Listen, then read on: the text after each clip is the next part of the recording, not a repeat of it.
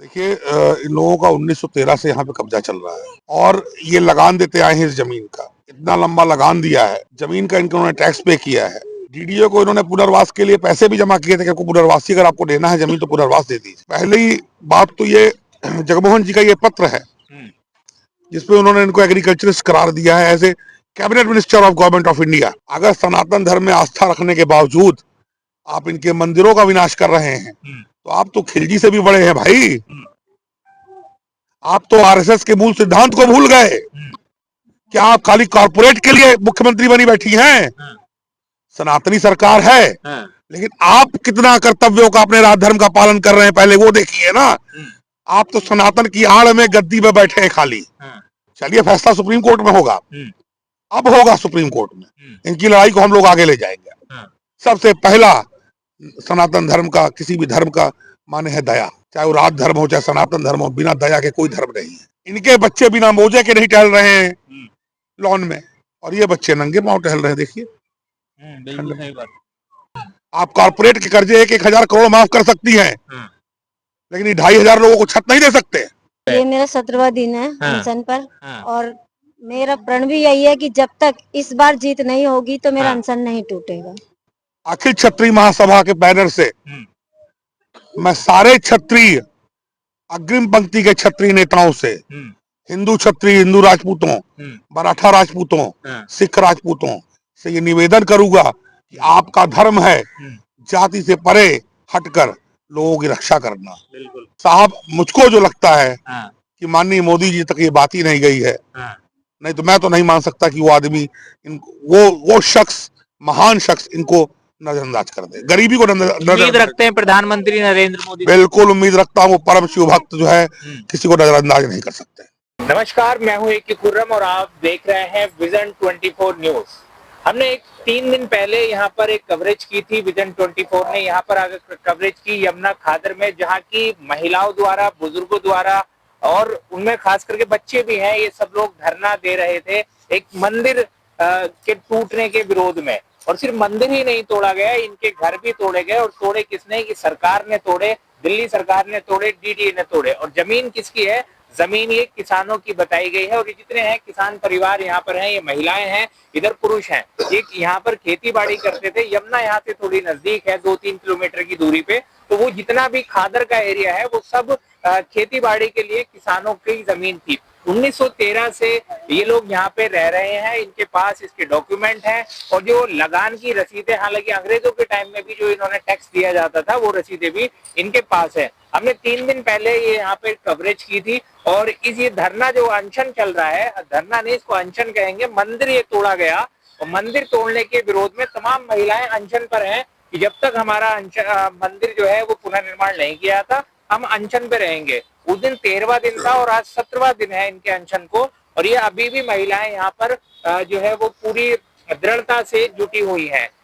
हमारी रिपोर्ट देखने के बाद में, हमारी न्यूज देखने के बाद में अखिल क्षत्रिय महासभा के महामंत्री समीर सिंह जी यहाँ पर पहुंचे हैं इन लोगों का समर्थन करने के लिए कि सरकार जो इस जमीन को डीडीए के जमीन बता रही है तो इनके साथ गलत कर रही है, इनके घर तोड़ रहे हैं। इस टाइम आप अगर इधर देखा जाए चारों तरफ नजर घुमाकर तो यहाँ पे सिर्फ तिरपाल और पिन्नी नजर आएंगी, ना तो इनके मकान है, ना कच्चे मकान है, ना झुग्गिया है। हालांकि इन लोगों का कहना है कि हमारे यहाँ पे पक्के मकान बने हुए थे, ये तमाम झुग्गियां भी नहीं है अभी। एक तरह से बंजारों की तरह इन्होंने पन्नी डालने पे मजबूर हैं, क्योंकि जितनी बार इनके मकान तोड़े जाएंगे इतना पैसा कहाँ से आएगा कि बार बार मकान अपने बनाते रहें। 2023 में, 2004 में, 2017 में कब कब यहाँ पर बिल्डोजर चला है, ये लोग यही व्यथा जानते हैं। और आज ये मजबूर हैं कि ठंड के महीने में ये इन पिन्नियों में, इनके छोटे छोटे बच्चे हैं, पिन्नी और तिरपालों में रहने के लिए मजबूर है। हम बात करेंगे समीर सिंह जी से, जो कि आज इनका समर्थन देने के लिए यहाँ पर पहुंचे हैं। इस धरने में सरकार के खिलाफ ये धरना हो रहा है। समीर सिंह जी, आपका स्वागत है हमारे चैनल पे। और इनके धरने के लिए आप आज यहाँ पहुंचे हैं समर्थन में, क्या बातचीत हुई है, क्या निष्कर्ष लगता है? देखिए इन लोगों का 1913 से यहाँ पे कब्जा चल रहा है और ये लगान देते आए हैं इस जमीन का। इतना लंबा लगान दिया है, जमीन का इन्होंने टैक्स पे किया है। डीडीओ को इन्होंने पुनर्वास के लिए पैसे भी जमा किए थे कि पुनर्वासी अगर आपको देना है जमीन तो पुनर्वास दे दीजिए। बिल्कुल कोई भी चीज नहीं की गई। पहली बात तो ये जगमोहन जी का ये पत्र है जिसपे उन्होंने इनको एग्रीकल्चरिस्ट करार दिया है as a cabinet minister of government of India. ठीक है। He has written the letter to Shri Vijay Kapoor ji, that time he was lieutenant governor of Delhi. Okay. और उसके बाद भी जो है डीडीए सरकार, माननीय मुख्यमंत्री दिल्ली रेखा गुप्ता जी सो रहे हैं। क्या बीजेपी का ये जो बीजेपी पार्टी की नींव है, जो इनके सनातन में आस्था है, दया धर्म है, क्या ये रह गया है हमारे पास अब? इन लोगों का जो विरोध है, हमने जब परसों इनसे बात की 3 दिन पहले, तो मेन विरोध इनका यह है कि यहाँ हमारा बहुत प्राचीन मंदिर था, उसको भी सरकार ने देखिए का भगवान श्री राम और माँ भगवती खाली वैष्णो देवी या श्री राम मंदिर अयोध्या में नहीं बसते हैं। जहां उनको प्रेम से पूजा जाएगा, भाव से पुष्प दिया जाएगा, वहां बसते हैं। बिल्कुल। अगर सनातन धर्म में आस्था रखने के बावजूद आप इनके मंदिरों का विनाश कर रहे हैं, तो आप तो खिलजी से भी बड़े हैं भाई। आप तो आरएसएस के मूल सिद्धांत को भूल गए। क्या आप खाली कॉर्पोरेट के लिए मुख्यमंत्री बनी बैठी हैं, या खाली आप दिल्ली साउथ दिल्ली के अमीरों के घरों में चिराग जले, लाइट जले, उसके लिए खाली बनी बैठे हैं? अभी पिछले दिनों छठ पूजा का पर्व मनाया गया पूरी दिल्ली में, तब तो रेखा गुप्ता ने दावा किया था कि ये सनातनी धर्म सरकार आ गई है। सनातनी सरकार है, लेकिन आप कितना कर्तव्यों का, अपने राज धर्म का पालन कर रहे हैं, पहले वो देखिए ना। आप तो सनातन की आड़ में गद्दी में बैठे हैं खाली। आप क्या सनातन धर्म को पहचानेंगे? सनातन धर्म की नींव दया पे रखी है, राज धर्म की नींव दया पे रखी है। मैं क्षत्रिय महासभा से हूँ, हम क्षत्रियों के बच्चों के रगों में राज धर्म बहता है। हमसे सीखिए रेखा गुप्ता जी आप पहले। मेरा खाली निवेदन अगर किसी से है इस सरकार में, तो परम भक्त, परम शिव भक्त श्री नरेंद्र मोदी जी से है, क्योंकि वो गरीबी से उठे हुए आदमी हैं और वही इन गरीबों को समझ सकते हैं। इनके पास पेपर हैं 1913 से, जो इनकी 5-5 पीढ़ियां यहाँ पे हो गई हैं, और अब जो है इनको ये बताया जा रहा है कि ये जमीन डीडी की है। ये लोग कह रहे हैं ये जमीन इनकी है। चलिए कैसे होगा? चलिए फैसला सुप्रीम कोर्ट में होगा, अब होगा सुप्रीम कोर्ट में। इनकी लड़ाई को हम लोग आगे ले जाएंगे।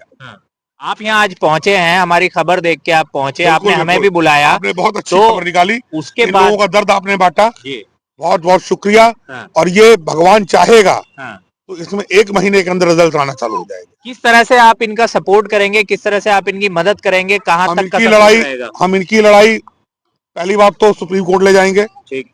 दूसरी बात, अखिल क्षत्रिय महासभा के बैनर से मैं सारे क्षत्रिय, अग्रिम पंक्ति के क्षत्रिय नेताओं से, हिंदू क्षत्रिय, हिंदू राजपूतों, मराठा राजपूतों, सिख राजपूतों से ये निवेदन करूंगा कि आपका धर्म है जाति से परे हटकर लोगों की रक्षा करना। बिल्कुल।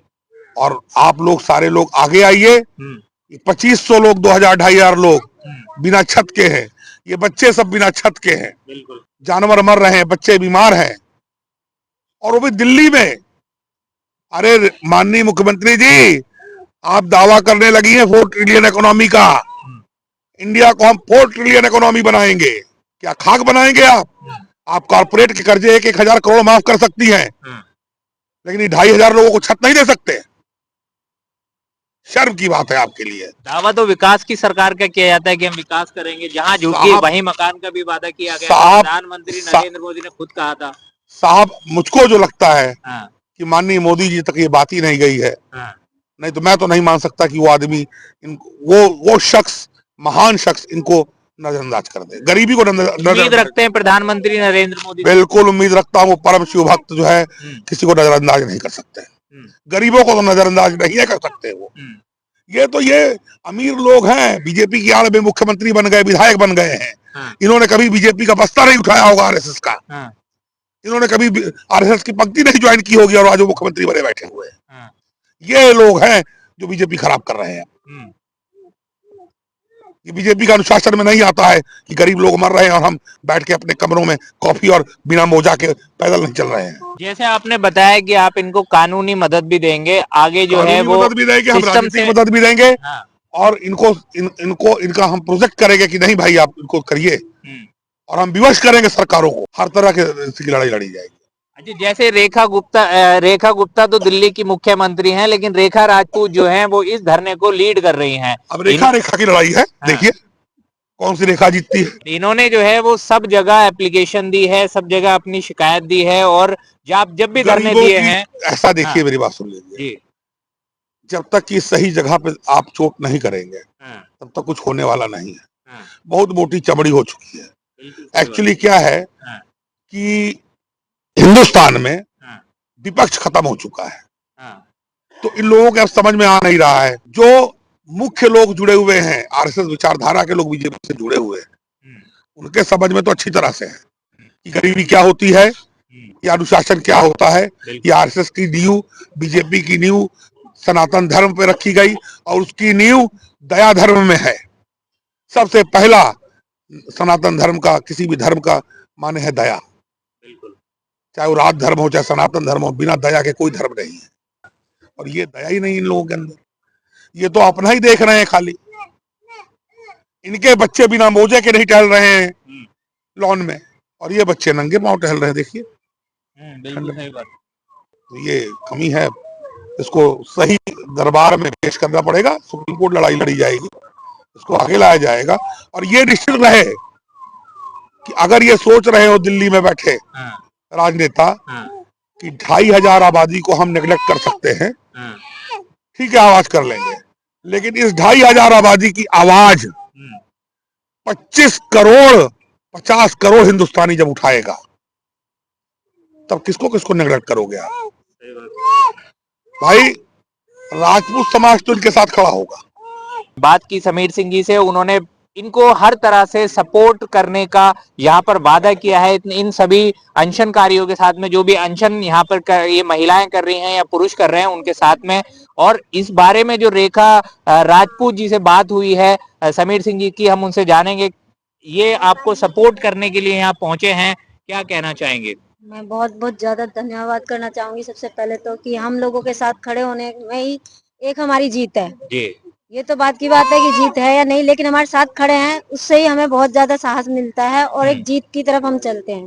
कानूनी कार्रवाई या कानूनी केस लड़ने के लिए हर तरह से सपोर्ट करने का वादा अभी समीर सिंह जी ने आपसे, आपके सामने किया है, ऑन कैमरा किया है। जी। तो किस तरह से आपने जितना अभी तक इतनी जगह कंप्लेन दी है, जब आपकी नई सुनवाई हुई है, तो क्या उम्मीद लगती है कि अगर इसी तरह से संगठन जो बाकी के हैं वो भी अगर आपको सपोर्ट करते हैं, तो उम्मीद लगती है कि आपके साथ न्याय होगा? जी बिल्कुल, अगर जैसे इन्होंने हमें सपोर्ट किया है, एकदम आके हमारे लिए खड़े हुए हैं, हर तरह से सपोर्ट करने के लिए तैयार हैं, अगर बाकी संगठन भी इसी तरह साथ होंगे तो जरूर जीत होगी। जरूर जीत होगी।